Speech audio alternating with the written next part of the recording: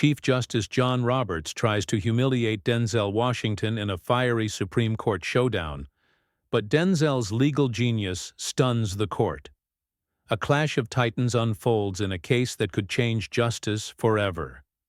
The air in the Supreme Court chamber was thick with anticipation on a crispy October morning in 2025.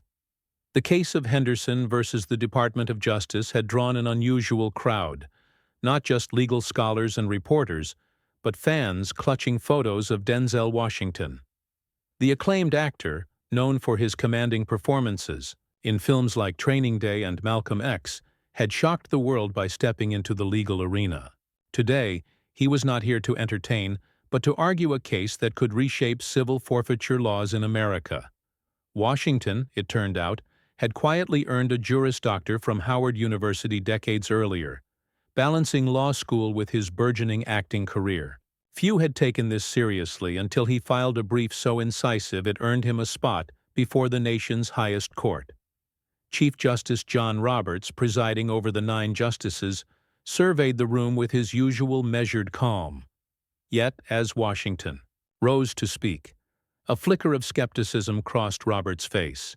To him, Washington was a celebrity playing lawyer, a stunt that risked trivializing the court's gravity. The case centered on civil forfeiture, the controversial practice allowing law enforcement to seize property without a criminal conviction. Henderson, a small business owner, had lost his life savings to a seizure tied to a minor drug investigation, despite no charges against him.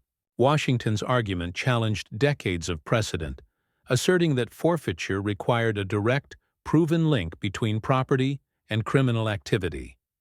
Denzel Washington, Esquire, Roberts began, his tone laced with subtle condescension. This court appreciates enthusiasm, but the constitutional implications of your position are complex. Are you prepared to defend such a radical departure from precedent? The gallery murmured, sensing the jab. Washington, dressed in a tailored charcoal suit, stood unflinched. His presence, honed by years of commanding screens, filled the room. "Mr. Chief Justice," he replied, his voice steady and resonant, "I'm not here to perform. I'm here to argue for justice, and I'm prepared to show this court why the current forfeiture system violates the 5th and 14th Amendments."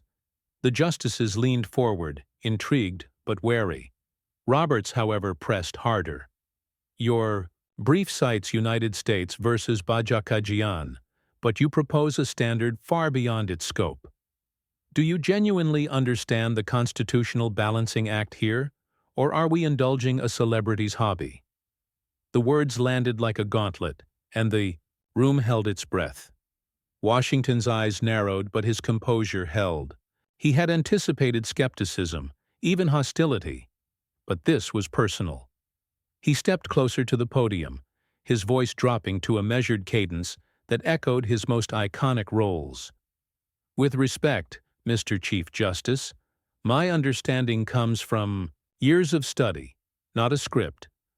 The Constitution demands due process, and seizing property without evidence of wrongdoing mocks that principle." Washington began his argument, laying out a meticulous case.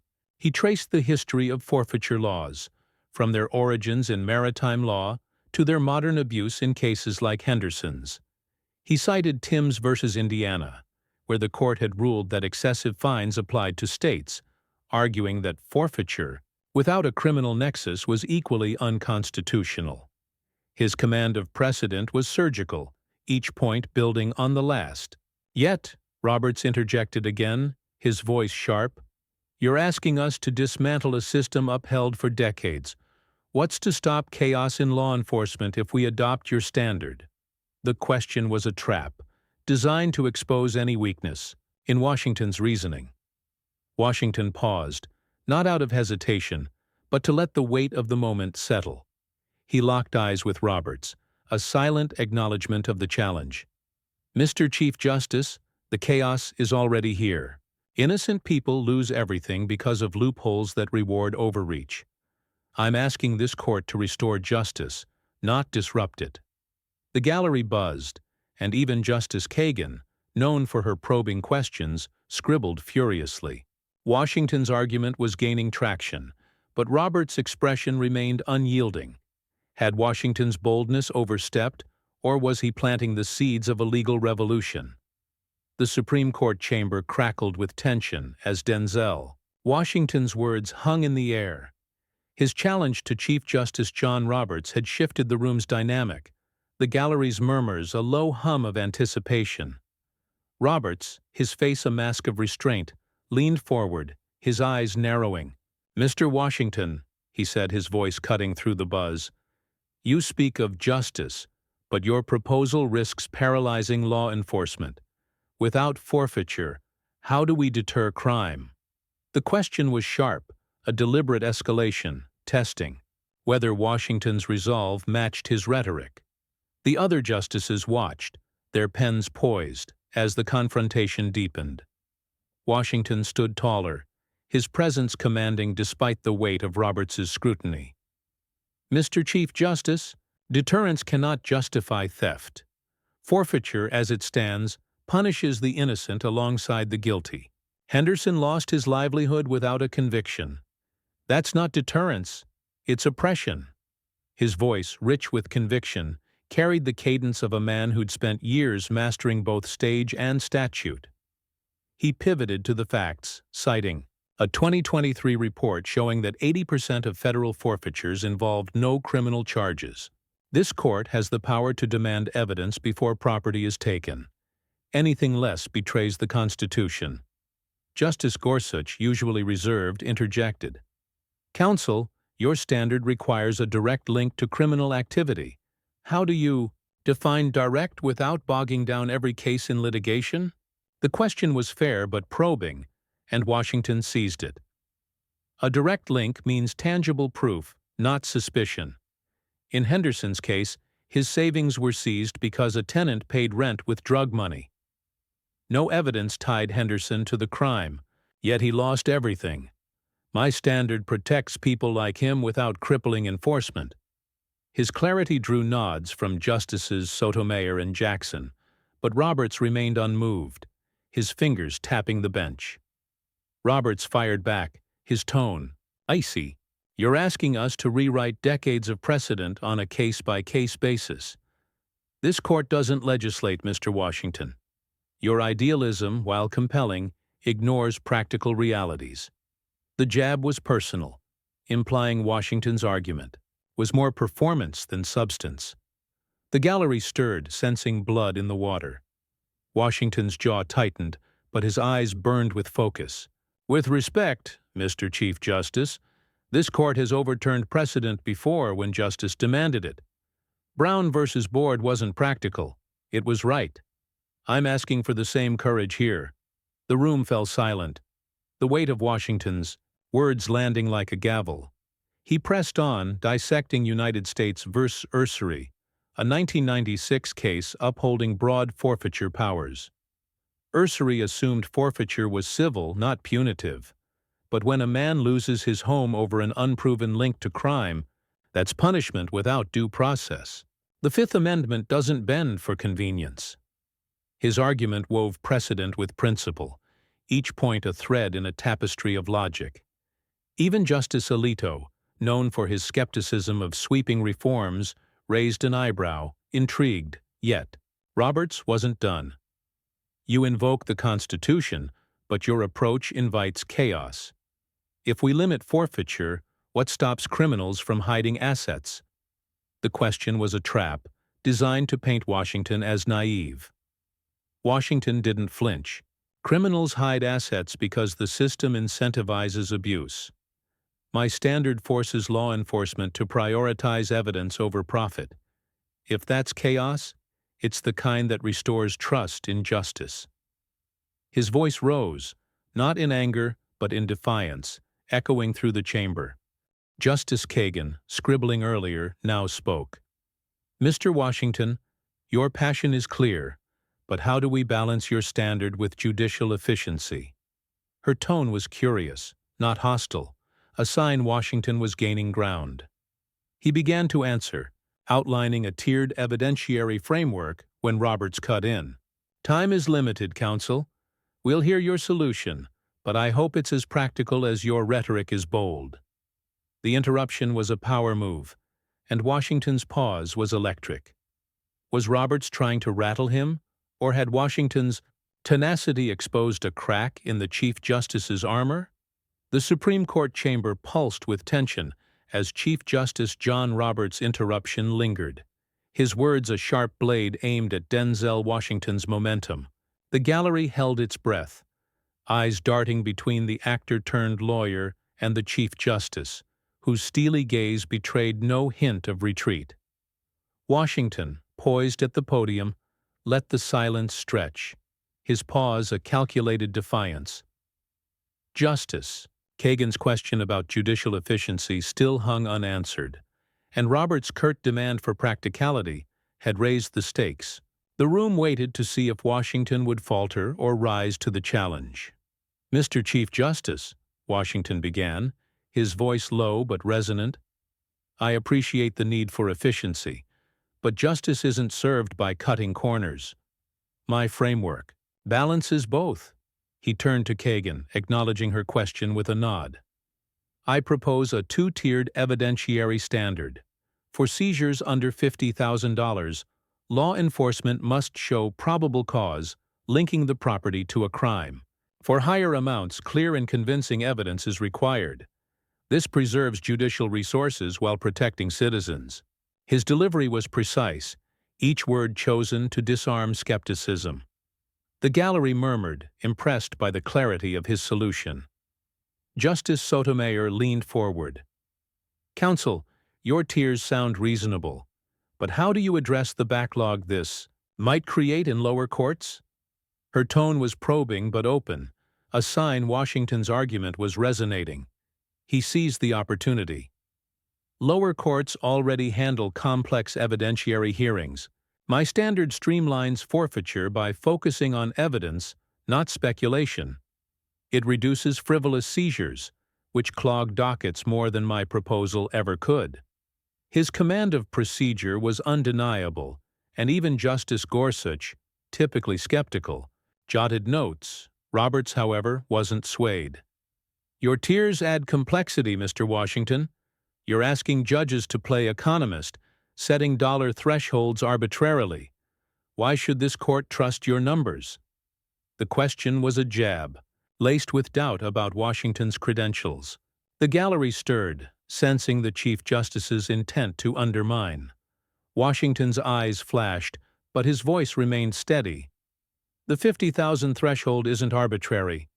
It's drawn from DOJ data showing most unjust seizures target small businesses and individuals below that amount. I'm not playing economist. I'm citing evidence this court can verify." The room felt the shift.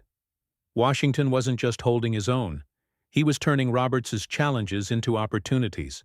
He pressed on, weaving in Timms v. Indiana again, arguing that forfeiture's punitive nature demanded stricter scrutiny.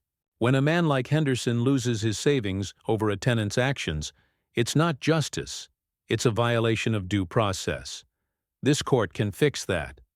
His passion was palpable, yet grounded in legal rigor, earning nods from Justices Jackson and Kagan. Roberts interjected, his tone colder. "You keep citing Henderson, but this court deals in principles, not anecdotes. Your emotional appeals won't rewrite precedent." The rebuke was harsh, a reminder of the court's lofty standards. Washington didn't flinch. "With respect, Mr. Chief Justice, Henderson's case is the principle. The Fifth Amendment isn't abstract. It protects real people. Ignoring their suffering is what erodes precedent." The gallery gasped, the boldness of his retort electrifying. Justice Alito raised an eyebrow while Kagan hid a faint smile. Justice Barrett spoke next. "Mr. Washington, your standard limits forfeiture, but what about law enforcement's reliance on these funds?" Her question was pragmatic, testing the real-world impact. Washington began to answer, outlining how forfeiture funds often fueled abuse, when Roberts cut in again. "Counsel, you're dodging the question. Answer directly or we'll move on." The interruption was abrupt, a clear attempt to regain control. Washington paused, his gaze locking onto Roberts. The room tensed. Was this the moment Roberts would break him, or was Washington about to turn the tables with a response no one saw coming? The Supreme Court chamber was a pressure cooker. The air taut as Denzel Washington's stare met Chief Justice John Roberts' unyielding gaze. Roberts' sharp interruption, "Answer directly, or we'll move on," had sliced through Washington's response to Justice Barrett's question about law enforcement's reliance on forfeiture funds. The gallery leaned forward. The silence, deafening. Roberts' tone was a clear challenge, a bid to assert dominance and expose Washington as out of his depth. But Washington, his face a mask of resolve, let the moment linger, his pause a silent rebuke to the Chief Justice's tactics. The room braced for what came next. "Mr. Chief Justice," Washington said, his voice calm but edged with steel, "I'm not dodging. I'm answering with the truth, which deserves more than a soundbite." He turned to Barrett, his focus unwavering. "Justice Barrett, law enforcement's reliance on forfeiture funds is the problem, not the solution. DOJ reports show agencies budget around these seizures, creating a profit motive that distorts justice. My standard redirects their focus to evidence-based policing, not asset grabs." His answer was direct yet layered, addressing the question, while exposing the system's flaws. Barrett nodded slightly, her expression thoughtful. Justice Kavanaugh spoke up. "Counsel, your proposal curbs forfeiture. But how do agencies fund operations without those resources?" His question was practical, echoing Barrett's concern. Washington seized it. "Agencies have budgets allocated by Congress. Forfeiture, funds often unaccounted for, bypass oversight. In 2024, over $3 billion in seizures went to discretionary accounts. That's not funding, it's a slush fund." His command of data was surgical, and the gallery buzzed, sensing his argument gaining traction. Justices Sotomayor and Jackson exchanged glances, clearly impressed. Roberts, however, pounced. "You're accusing law enforcement of corruption. Mr. Washington, that's a bold claim for someone with no prosecutorial experience." The jab was personal, a reminder of Washington's unconventional path. The gallery stirred, the tension spiking. Washington's eyes narrowed, but his voice remained steady. "I'm not accusing, I'm citing facts. This court has seen the reports.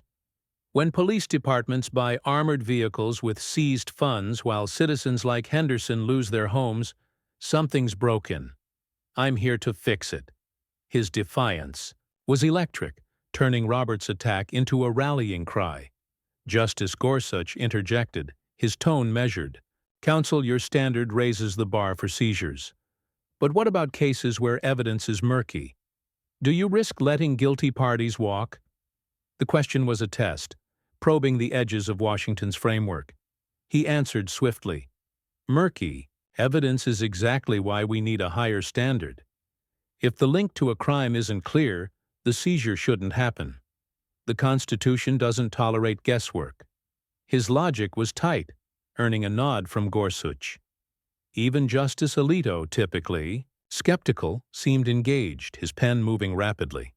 Roberts, undeterred, leaned forward. "You speak of the Constitution, but your approach handcuffs law enforcement while criminals exploit loopholes. This court needs more than ideals, Mr. Washington." The rebuke was scathing, framing Washington's argument as naive. The gallery held its breath as Washington stepped closer to the podium, his presence commanding. "Mr. Chief Justice, the real loophole is a system that lets the government take property without proof. My standard closes that gap, protecting the innocent while targeting the guilty.